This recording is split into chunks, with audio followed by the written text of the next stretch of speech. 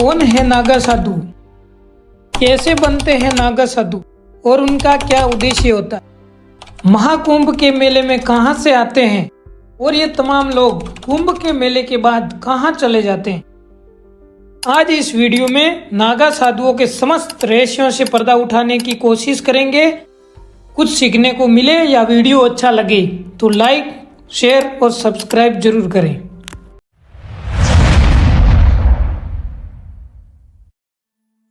हमारे देश में नागा साधुओं के बारे में जानकारी कम और गलतफहमियां ज्यादा है। ये हमारे देश की विडंबना है।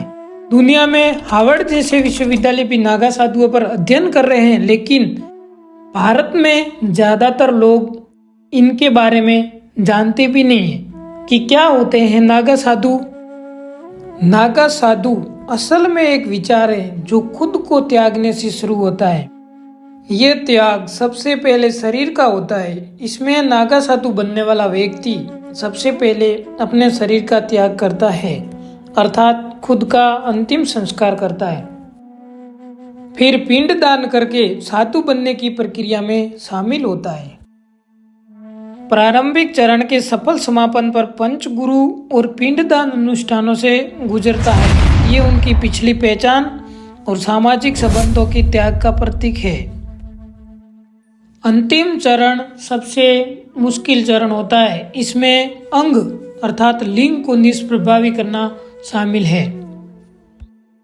साधुओं के लिंग को निष्प्रभावी करने के लिए किसी भारी वस्तु को बांधकर अर्थात जोर से खींचा जाता है, जिससे लिंग काम करना बंद कर देता है।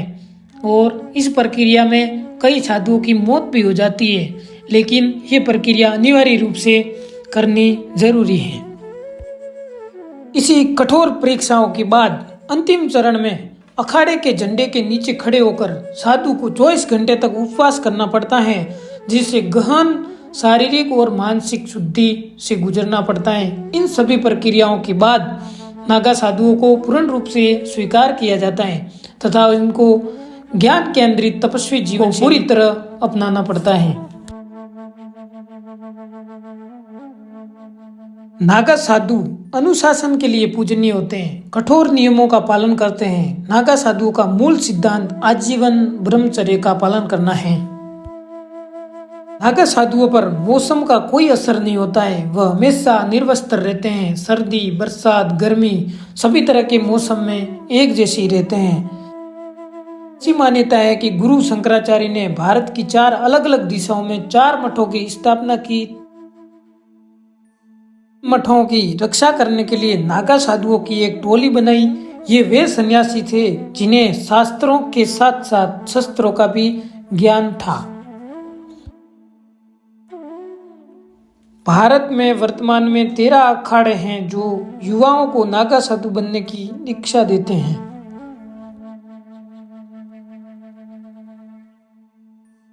जब बात नागा साधुओं के बालों की आती है तो नागा सन्यासियों को यहाँ तो लंबे उलझे बाल रखने की आज़ादी होती है, जिन्हें जटा कहते हैं, या फिर वे अपने सिर को पूरी तरह मुंडवा सकते हैं। नागा साधुओं का भरण पोषण केवल भिक्षा से होता है। इनको अधिकतम 7 घरों से भिक्षा मांगने का अधिकार है। यदि भिक्षा नहीं मिलती तो वे स्वेच्छा से भूख को गले लगाते हैं। वर्तमान में कुंभ के मेले में हजारों लाखों की संख्या में नागा साधु एकत्रित होंगे, लेकिन कुंभ का मेला समापन होते ही ये अपने आप गायब हो जाएंगे। तो सबके मन में ये उत्सुकता रहती है कि नागा साधु कुंभ के मेले के बाद कहाँ जाते हैं। आइए जानते हैं नागा साधु कुंभ के मेले के बाद कहाँ जाते हैं। हिंदू आध्यात्मिकता के तपस्वी योद्धा कुंभ के मेले के दौरान एक रहस्यमय और आकर्षक तरीके से गायब हो जाते हैं, जो भक्तों और पर्यटकों का ध्यान आकर्षित करते हैं। हालांकि ये रहस्यमय आकृतियां उत्सव समापन होने के बाद सार्वजनिक जीवन से गायब हो जाती हैं, जिन्हें कई लोग उनके ठिकानों के बारे में सोच में पड़ जाते हैं कि नागा साधु आखिर गए कहाँ। नागा साधुओं को कठोर और एकांत जीवन जीने के लिए जाना जाता है, जो अक्सर सांसारिक दुनिया से परे होता है, मतलब सांसारिक दुनिया से बहुत दूर होता है। ऐसा माना जाता है कि कुंभ के मेले के बाद वे एकांत और आध्यात्मिक समृद्धि की तलाश में जंगलों की गहराइयों में या गुफाओं में चले जाते हैं। जंगलों के आखिरी कोने अर्थात अंधेरी गुफाओं में चले जाते हैं ताकि उनके जीवन पर मानव समाज की हलचलों से कोई प्रभाव नहीं पड़े, अर्थात मानव जीवन की शैली से वे अनदेखा और अप्रभावित रहे। जरूरी समाचार व बाहरी दुनिया से संपर्क के लिए कोतवाल की नियुक्ति होती है जो इनके लिए आवश्यक संसाधनों की उपलब्धता करवाते हैं।